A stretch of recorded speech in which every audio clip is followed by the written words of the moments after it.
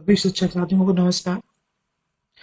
आज के इस वीडियो में हम लोग पढ़ने वाले हैं शब्द भेद, विराम चिन्ह और वर्तनियों से संबंधित कुछ अशुद्धियाँ। ठीक है, तो अभी हम लोग शुरू करते हैं शब्द भेद। तो शब्द होते क्या हैं? जैसा कि आप लोगों को पता है कि भाषा की सबसे छोटी जो इकाई थी वो थी वर्ण। क्या थी? वर्ण। अब एक से अधिक वर्णों को मिलाने से शब्दों का निर्माण होता है। एक या एक से अधिक वर्णों को मिलाने पर शब्दों का निर्माण होता है। जैसे हमने एक वर्ण लिया का और एक वर्ण लिया ला, तो ये मिलके क्या बन गया?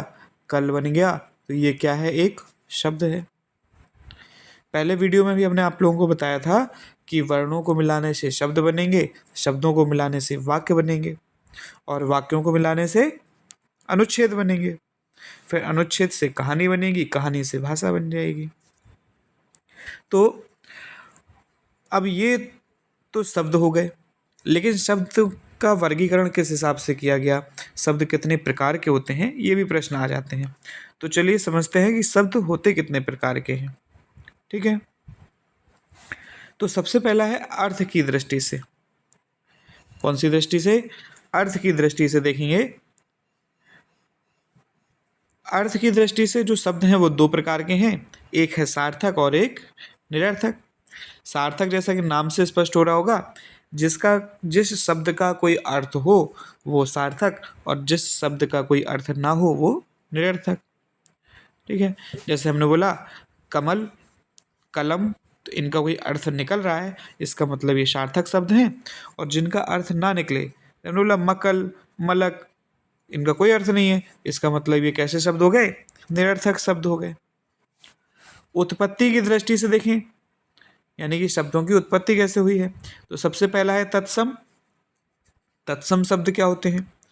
तत्सम यानी कि शुद्ध रूप जो होता है शब्दों का वो तत्सम होता है, जो कि संस्कृत भाषा से लिया गया है। यानी कि हम कहें तो संस्कृत भाषा के जो शब्द होते हैं वो तत्सम शब्द कहलाते हैं। जैसे अग्नि हो गया, सूर्य हो गया। वहीं तद्भव क्या होते हैं? संस्कृत से परिवर्तित शब्द जो हिंदी में आए हैं लेकिन थोड़े से परिवर्तित हो गए हैं। क्या हो गए हैं? परिवर्तित हो गए हैं। जैसे संस्कृत में अग्नि था तो हिंदी में आके आग हो गया, सूर्य का सूरज हो गया। ठीक है, तो शुद्ध रूप जो होगा वो तत्सम और थोड़ा सा जो परिवर्तित रूप हुआ वो तद्भव। अशुद्ध नहीं है, थोड़ा सा परिवर्तित रूप है तो वो हो जाएगा तद्भव। ठीक है, फिर आता है देशज और विदेशज। तो क्षेत्र विशेष के शब्द जो होते हैं वो देशज होते हैं, यानी कि देश की ही किसी अन्य भाषा से हिंदी में शामिल हुए हों। और विदेशज जो देश के इतर कोई भाषा है उससे संकलित किए गए हों। ठीक है, तो क्षेत्र विशेष के शब्द कौन से हो जाएंगे? जैसे पगड़ी, गोला, धर्म। वहीं विदेशी शब्द school, bank, hospital, rail, paint, ये सब क्या है? किसी दूसरी भाषा से हिंदी भाषा में आए हुए शब्द हैं। ठीक है, तो समझ में आ गया। उत्पत्ति की दृष्टि से जो शुद्ध रूप में है वो तत्सम, जो थोड़े से परिवर्तित हो गए वो तद्भव, जो अपने देश के ही किसी भाषा से सम्मिलित किए गए हैं वो देशज, और जो विदेश की भाषाओं से सम्मिलित किए गए हैं हिंदी भाषा में वर्ण शब्द वो विदेशज शब्द हो गए। अब है रूप परिवर्तन की दृष्टि से, तो एक है विकारी और दूसरा अविकारी। अब विकारी अविकारी क्या होते हैं? तो जो शब्द लिंग, वचन और कारक के अनुसार परिवर्तित होते हैं वो विकारी। विकारी यानी कि जिनमें विकार आ जाए, और वहीं अविकारी जो किसी प्रकार से परिवर्तित ना हो। जैसे कोई पुरुष है तो उसको हमने लड़का बोला, और वहीं अगर स्त्री है यानी लिंग परिवर्तन हुआ तो शब्द में भी परिवर्तन हो गया। क्या हो गया? लड़की हो गया, है ना। पढ़ता, पढ़ती, गोरा, गोरी, है ना। या वचन के अनुसार हो गया तो लड़का, लड़के। ठीक है, कारक के अनुसार हो गया, है ना। तो लिंग, वचन और कारक के अनुसार अगर परिवर्तित हो जाते हैं, लड़कों ने, है ना, या फिर लड़के ने, लड़का ने, किसी प्रकार से अगर परिवर्तित होते हैं तो वो विकारी कहलाएंगे, और परिवर्तित नहीं होते हैं तो अविकारी कहलाएंगे। ठीक है, आगे देखेंगे।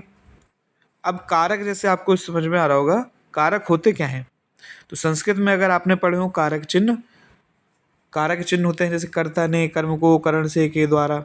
इन चिन्हों के अनुसार भी ये जो शब्द होते हैं वो बदल जाते हैं। जैसे लड़के ने, या फिर लड़के को, है ना, या लड़कों को। तो इस प्रकार से कारक चिन्ह बदल जाते हैं, तो उस हिसाब से ये शब्द भी बदल जाते हैं, तो ये विकारी शब्द हो जाते हैं। वहीं जो अविकारी शब्द होते हैं वहीं कहीं पे भी इनका परिवर्तन नहीं होता है, चाहे लिंग अलग हो, चाहे वचन अलग हो, चाहे कुछ हो, ये हमेशा अविकारी ही रहेंगे, यानी कि जैसे हैं वैसे ही रहेंगे। जैसे धीरे धीरे हो गया, और, किंतु, नहीं, है ना, ऐसे जो शब्द हैं जो कहीं ना बदलें वो अविकारी, और जो बदल जाएं लिंग वचन कारक के अनुसार वो विकारी। आगे देखेंगे। रचना की दृष्टि से, रचना की दृष्टि से ऋण यौगिक और योग ऋण, ऋण यौगिक और योग ऋण। ऋण क्या होते हैं? जिसके कोई खंड ना हो, जिसके कोई खंड ना हो, ठीक है, और खंड में भी कैसे, सार्थक खंड ना हो, तो वो क्या हो जाएंगे, ऋण शब्द हो जाएंगे। जैसे नाक, जल, आग। अब जल को ले लीजिए, इसके खंड कैसे गए, जा और ला हो तो गया, लेकिन इसका कोई अर्थ नहीं है। इसका मतलब जिसके सार्थक खंड ना हो वो ऋण हो गया, नहीं जल कैसा हो गया, ऋण हो गया। वहीं यौगिक क्या होता है? वे दो या दो से अधिक सार्थक शब्द खंडों से निर्मित हैं। जैसे पाठशाला, पाठ और शाला में लगे पाठशाला हो गया, ठीक है। विक धन ज्ञान यानी विज्ञान हो गया, राज और पुत्र यानी राजपुत्र हो गया। तो दो सार्थक खंडों के मिलाने से जो बना वो यौगिक, यानी योग करने से बना यौगिक। और जो ऋण है वो ऋण हो गया, यानी जो कि खंडित ना हो, जो खंडित ना हो, जिनको हम बांट ना सकें वो ऋण, और जो योग करने पे मिले वो यौगिक। अब है योग ऋण। योग ऋण क्या होते हैं? जो यौगिक तो होते हैं लेकिन उनका अर्थ ऋण विशेष हो, ठीक है। अब जैसे लंबोदर है, यह कैसे बना है? लंबा धन उदर, है ना। अगर इनका खंड करेंगे तो अर्थ अलग होगा, वहीं जब हमने इनको मिला दिया तो इसका अर्थ क्या हो गया? गणेश भगवान, गणेश जी को हम लोग क्या बोलते हैं? लंबोदर, ठीक है। यौगिक तो है लेकिन इसका जो अर्थ है वो एक भिन्न अर्थ है, यानी कि अगर हम इनका खंड करेंगे तो हमें ये अर्थ कहीं नहीं मिलेगा, ठीक है, या इससे संबंधित कोई अर्थ नहीं मिलेगा। समझ में आ रहा है? यानी कि यौगिक तो है लेकिन उनका अर्थ कैसा हो? ऋण विशेष हो। कैसा हो? ऋण विशेष हो। ऐसा ही समास में देखें, बहुब्री समास में भी होता है, अर्थ कुछ अलग ही होता है। अब जलज लिखा हुआ है, जलज यानी जल धन जा, है ना। तो जलज ऐसे खंडों से देखें तो मतलब नहीं समझ में आ रहा है, लेकिन जलज का अर्थ क्या होता है? कमल। इसका जो अर्थ है वो एक ऋण विशेष है, ठीक है। खंड करेंगे तो इसका अर्थ कहीं नहीं निकलेगा, लेकिन जब मिल जाएंगे ये योग हो जाएगा तो यौगिक तो रहेगा लेकिन इसका अर्थ ऋण विशेष हो जाएगा, इसलिए इसको योग ऋण बोल देंगे। वहीं जो ये यौगिक वर्ण है इनका अर्थ सीधा सीधा देख सकते हैं, पाठशाला यानी पाठ की शाला, विज्ञान, राजपुत्र राजा का पुत्र। समझ में आ रहा है? इनके खंडों से ही इनका अर्थ का पता लगाया जा सकता है, लेकिन इनके खंडों से हम इसके वास्तविक अर्थ का पता नहीं लगा सकते हैं योग रूढ़ में, ठीक है। अब आगे चलते हैं। तो ये तो शब्द हो गए, एक बार फिर से देख लेंगे। अर्थ की दृष्टि से सार्थक शब्द, निरर्थक शब्द दो प्रकार के हो गए। उत्पत्ति की दृष्टि से तत्सम, तद्भव, देशज और विदेशज शब्द हो गए। वहीं रूप परिवर्तन की दृष्टि से देखें तो एक हो गया विकारी और एक हो गया अविकारी। रचना की दृष्टि से ऋण, यौगिक और योग ऋण, ठीक है। अब चलते हैं थोड़े से विराम चिन्हों की तरफ। तो पाठक के भाव बोधों को सरल और सुबोध बनाने के लिए विराम चिन्हों का प्रयोग किया जाता है। अब विराम चिन्ह ना होते तो जो भाषा हम बोलते हैं उसमें भाव बोध नहीं हो पाता। ठीक है। तो अब कहाँ कितना रुकना है, कैसे बोलना है, किस प्रकार से भाव आएंगे, तो भिन्न भिन्न भावों के लिए भिन्न भिन्न विराम चिन्ह हैं। ठीक है। जैसे कोई वाक्य समाप्त हो गया तो पूर्ण विराम लगा देंगे। अगर कोई